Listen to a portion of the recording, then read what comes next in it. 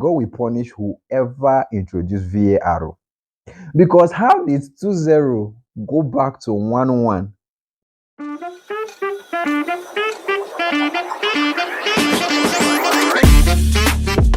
Okay, in Nigeria, rivalry has always been the order of the day. It's either we are arguing who is much better between Davido and Wizkid, or arguing who is more better between Messi or Ronaldo, or which phone is more better, Android or iPhone. And the very funny last one that I want to talk about is which one is more tasty, Ghana jollof or Nigeria jollof? But then, since African Cup of Nations started in January, we have been getting premium content and premium dragging from the group stage to the round of 16 to the quarterfinal to the semi-final, and we are waiting for the final between Nigeria and Ivory Coast. First of all, shout out to the Super Eagles. I'll not get Nigeria jersey now for we to do this video, but then subscribe to my YouTube channel, like and follow my video so that I can get monetized, have money to buy Nigeria jersey before the next AFCON so that we'll rep the country together. Now, the argument, they've dragging the cooking and everything is always between Nigeria and Ghana. And the funny fact is that Nigeria and Ghana were not even in the same group. Nigeria was in Group A, Ghana was in Group B. And all through the match until they sent Ghana back to Accra in a Ghana must go, Nigeria did not cross paths with them to play with them at all. But whenever anything happens, Ghana must collect. And the funny fact is, for the final that is coming up, if Nigeria should eventually win, which I know we will win by God's grace, and the players doing well, it is Ghana that will still collect, because I don't know how we will start dragging Ivory Coast. Is it Jomape, Fufue to where? I don't know, but definitely Ghana is a scapegoat for collecting any collection. Now, the first game Nigeria played with Equatorial Guinea, we had a draw. Ghana first match, they lost. The second match we played in the group stage with Ivory Coast, we won Ivory Coast 1-0, and we are going to be meeting at the final again. Second game of Ghana, they drew the game with Egypt. Then the third game we play with Guinea-Bissau, we won them 1-0. And the third game Ghana played with Mozambique, as in they were already winning as at 90 minutes. But the extra time added at 90 minutes plus one, Mozambique scored their first goal. 90 minutes plus 4, they equalized, and that was how they packed Ghana inside the Ghana must go and returned them back to Accra. And ever since then, Ghana has been so bitter that they join any team that we are playing against to support them and make sure that we lose. At the round of 16 with Cameroon, they joined Cameroon. Even with their joining, we beat Cameroon, gave them back their Cameroon paper, and sent them back.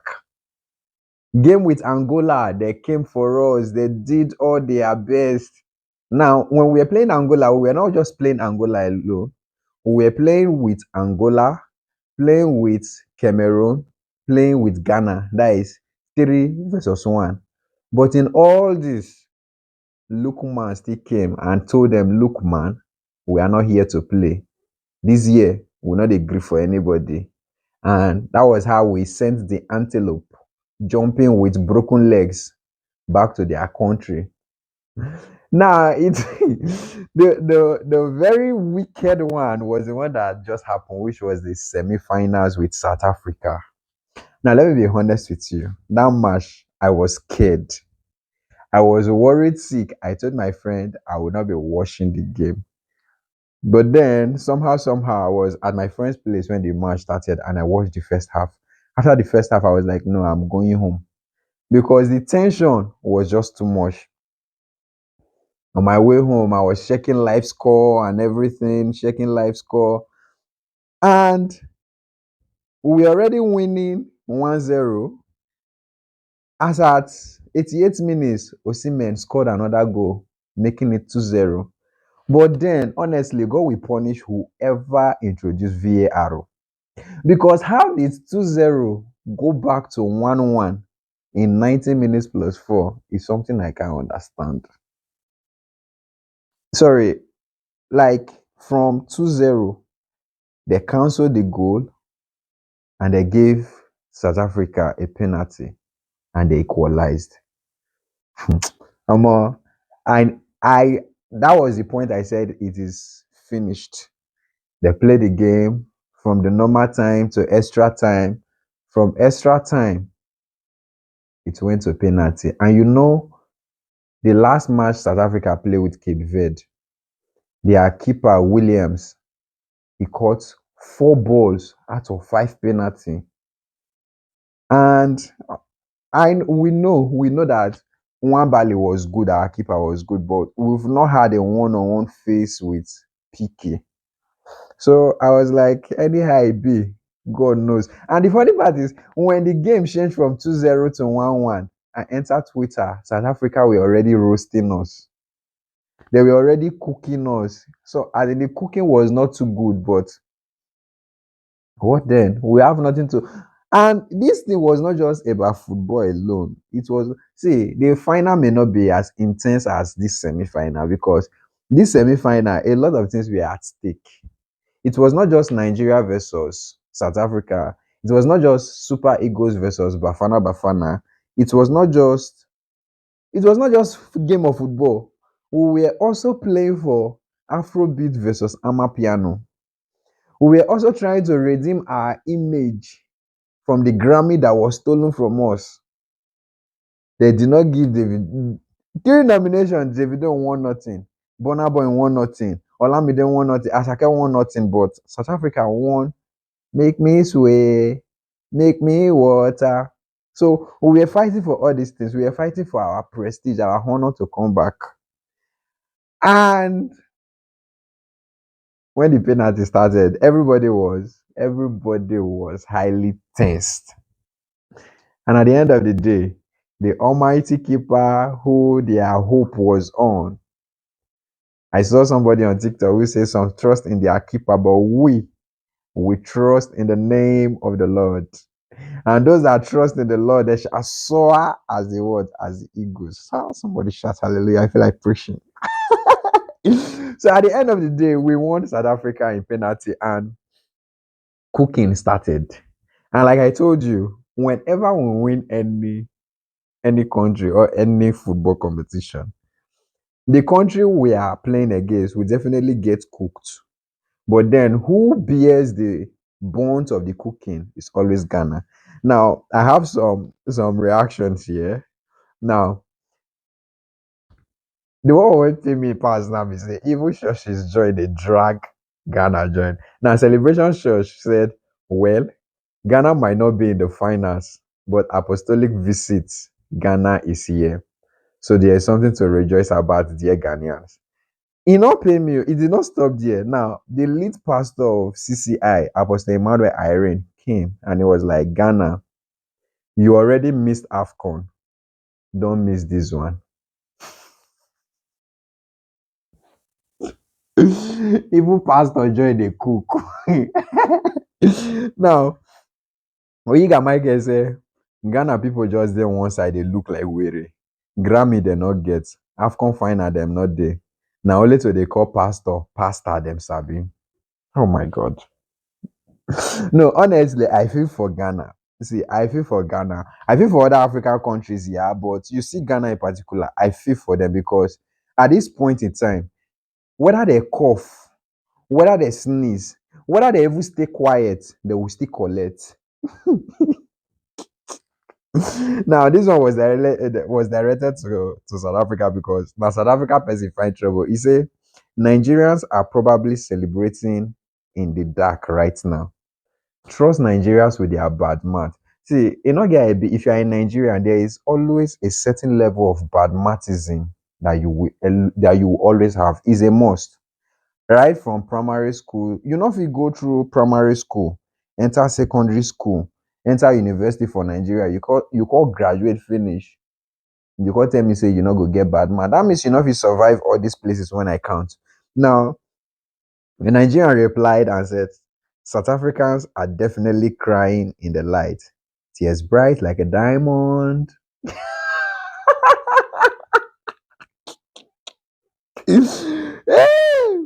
Okay, this one is very funny. He said, you want to beat Nigeria when midweek service was going on? Never. Now, see, in case you don't know, we know Africans are very religious, yes. But when it comes to the headquarter of being religious, come to Nigeria. We have all the churches, we have all the pastors. The richest pastors, the biggest churches, they are in Nigeria. Now, you are playing with Nigeria, you want to win us when midweek service is going on, when they are kabashing on your head. It's not possible now. It's not. We know some people will say they don't involve God in football. God does not answer football prayer. But this particular one, God answered. God did it. You want to beat Nigeria when midweek service was going on? It's wrong. It's very, very wrong. You don't do that. Now, one said, at least we have roll on. Ah, man, the reply is very, very. Is it only to smell like defeat? Ew, the defeat. You know this perfume when they use EAU. Ew, the defeat. Oh, he said, Tata, please, at Nancy Mandela. We started dragging our heroes past to come and fight for us, from Fela to Awolowo to Nnamdi Azikiwe. Who they not drag come? If you are a heroes past, this is the time for you to answer. Okay, the labor of our heroes past shall not be in vain. Now it be like say it don't they want in vain. Even in afterlife, start fighting from there. Set leg for Nancy Mandela. You must not cross. Now, this guy said, Shin Shin, Puff Puff, Moi Moi, Kuli Kuli, Bafana Bafana.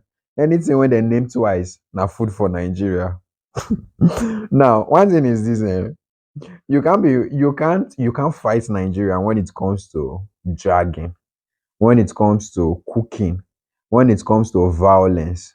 You can't drag Nigeria. We are a people that we fight ourselves by ourselves, but don't come and say you want to fight us. You want to put your hand and say, okay, since they are fighting, we will unite and beat you black and blue. And you will be wondering who sent me. Don't join and fight. Don't come and separate. Just stay on your own and watch from the sideline. And even on the sideline you are watching, watch carefully, because even your look may make us want to throw you banter. Now, the reason why I'm saying this is this. We Nigerians, we are already dragging ourselves on top of some things, and you want to say, even this match that they played in Nigeria, South Africa, Nigeria Army official Twitter posted, victory is from God alone. Now, in the right sense, we should be celebrating together, but same Nigeria person added, and Nigeria's insecurity is from you alone. Now, tell me what is worse than that? You want to drag who they say it's you can't shame the shameless. We've already sold our shame. See, you go and ask. We have no shame. We have no shame left. No shame. Zero atom of shame. We don't want. We don't have. Just imagine. Now you want to drag somebody. Now this guy said. Now some one person for viewing center talk say it will be they play like lesbian. So we'll rewind. Go back first. Now when Nigeria was playing Cameroon and we eventually won Cameroon, like we know, there was something that trended, one particular cooking that entered so well. The cooking too sweet. Like so while the game was going on, we were already winning 1-0, and people were chanting put Abubakar, put Abubakar, as if he's the savior of the day. And once they enter the field, they could just zoom one or two magic, cast Merlin spell, and they don't win the game. But then they put Abubakar for field, and he literally did not get much touches of the ball.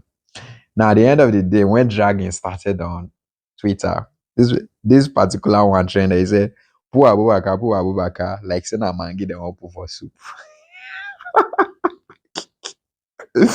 Like, see, honestly, we need to still be very considerate when dragging people because these guys we are dragging, they are human, and this thing might affect their mental health, honestly, because if we continue like this, these people will start leaving social media for us.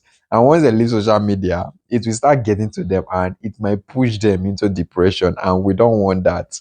But for the sake of AFCON and football, my brothers, please add pressure. Increase the pressure. Now, let me say rewind a little bit. When Nigeria played Angola, Peter Obi was at the stadium, was in Cote d'Ivoire for the match. Now, when I started seeing the picture of Peter Obi trending, my prayer was like, God, I beg, more we not lose. Because if we eventually lose, it is not, I'm not even scared of Ghanaians and the rest people dragging us. I'm scared of the in-house dragging because this one now will not be dragging inside the house and dragging outside the house. Because APC member will see it as an opportunity to drag Labour Party, drag Aisha Yesufu on Twitter, drag all Peter Obi and Labour Party loyalists. But Alhamdulillah, God is great. We did not lose. Now, when they were playing South Africa days ago, the vice president of Nigeria, Shetima, was in the stadium. We are winning 1-0, we won 2-0, they cancelled one goal, South Africa equalized, and guess what? We've not known if we are winning the game or we are losing, but they are already dragging and cooking this man. Who sent him to Cote d'Ivoire? Who told him to go there? Who this? I actually felt pity for him because the dragging was just too much. It's just too much, honestly. Now, imagine who do we not drag in this nation, Nigeria? We drag everybody, even as far as our president. We drag Jonathan, we drag Buhari. I guess we did not drag Yaradua because the tenure was cut short because of his death. And even the current city president, we have dragged him to the extent where he doesn't come on social media again. He said he does not read social media again because if he reads social media, he will develop high blood pressure. And the man does not want to die young. Does not want to die young. What am I saying? But then it's just video, it's just for video. I didn't mean anything you think I am meaning. So the video is here for you to verify though. It's not that I'm making things up. He said it. I don't read social media anymore. They abuse the hell out of me. If I read it, I get high blood pressure. Now this South African guy set himself up for failure. He said, these ugly niggas are rough, Limau. Like you look everything finish, you get mind. Say you won't call, you not even see another insult. You say Nigerians are ugly. Like, do you see your South African players on the pitch? Did you actually look at their head, the four corner shape we were seeing? And to even worsen the matter, almost all of them are Bololo. Like, why? I won't even dwell much. I just want to read a reply to this tweet to you. He said, South African calling us ugly is crazy because only Cameroonians have the boldness to at ugly South Africans. Even Cameroon collect stray bullets, yeah. Heads shaped like oil rigs with beaming luxury like vuvuzela, wielding unbalanced shoulders and dentition like Chinese jigsaw. Oops. Calling someone else ugly is crazy. You are literally South African, the very SI unit of ugliness. Like, it meant now that they use it to measure ugliness. If you want to know how ugly a person is, compare the person to a South African. If you want to Google, if you want to know the meaning of ugliness, look for a South African man. Jeez. Look across your team and those foul heads, weird faces only a mother can love. You are not even bold enough to uncover your face in your DP. Your women would rather become lesbian than stay with you, and it makes sense. Ha. I feel for this guy because I feel for him honestly, but then this is all I would take about the dragging. Now, if you want to check out all the other premium dragging, all the other premium cooking that happened all through AFCON, you can go on Twitter. You can even go on TikTok. You don't need to search anything on TikTok. Just enter TikTok and start scrolling. They will come to you one by one. How they have changed the make me sweat, make me water. They've turned it to another thing on TikTok, and the turning it around is not for anything but for premium dragging. Go on TikTok, go on Twitter, search for Nigeria versus South Africa, Nigeria versus Angola, Nigeria versus Cameroon. Go to the top, go to the latest tweet, and man, you'll be served premium cooking, premium dragging. Now, the latest POS machine we have in Nigeria has two options. It's either you are withdrawing from your current account or from your One Bali account. So if you are not using a current account and you are a Nigerian at the moment, know you are using a One Bali account, a current, or if you go to a POS and you do not hear that, know that they are using a fake POS for you. It's either a current account or a One Bali account. Now, why all this was going on, the joy, the tension, the everything we witnessed all through the South African versus Nigerian match, a very sad and unfortunate incident. Not just one, not just two, but a record of 4 people lost their life during the match due to the tension that was in the game. One of the person was a Nigerian businessman, Chief Osun Dunwunye. He was reported to pass on while watching Nigeria and South African game. He was the CEO of Group Auto Promotion. He collapsed after the second goal by Osimhen was cancelled. The second person recorded was a Nigeria University staff, Alhaji Ayuba Abdullahi. He was also said to have passed on while watching the game. He was the deputy bursar of Kwara State University, Kwasu. Now, a former Nigeria lawmaker and a former NDDC boss in Delta State, Dr. Cairo Ojugbo, also passed on while watching the AFCON game. And the fourth record that we saw was of a Nigerian graduate and a core member by the name Samuel, who was said to have also passed on while watching the game. Rest in peace to these departed souls, and our condolences are with their families and loved ones. The Super Eagles got wave of this passing, and they had a brief minute of silence to honor these people who left us, and also said a prayer to God for them and for God to console their families. Now, this is also to let us know that we should learn to take our health into consideration.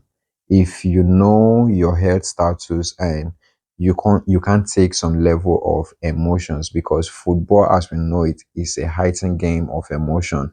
You may be winning, and just check out the last match between Ghana and I think it was Mozambique. They were already winning at 90 minutes, and in just added 4 minutes there was an equalization and Ghana was sent back home. Now, the game of football is just so intense and too emotional at some point. And if you feel your heart is not too good, your head is not too good to go with all those emotional attachments, it is best advised for you to kind of let go at that moment. It was also recorded that the vice president who was in Ivory Coast for the match only saw one penalty and had to leave because he couldn't take the tension that comes with it. Nothing can be done. We've lost. This ones has already gone. We just pray that God console their family and grant their soul eternal rest. We look forward to the finals coming up on Sunday between Nigeria and Ivory Coast. And God willing, we'll be lifting the African Cup of Nations trophy high, and we will be celebrating and rejoicing back to Nigeria. For now, that is all I have for you. I just want you to help me to like this video, hit the subscribe button, share this video, drop a comment of your favorite banter on the comment section, or your thoughts and opinion of AFCON in general in the comment section. And till the next time, I remain Henry Sampson, and this is me signing out. Peace.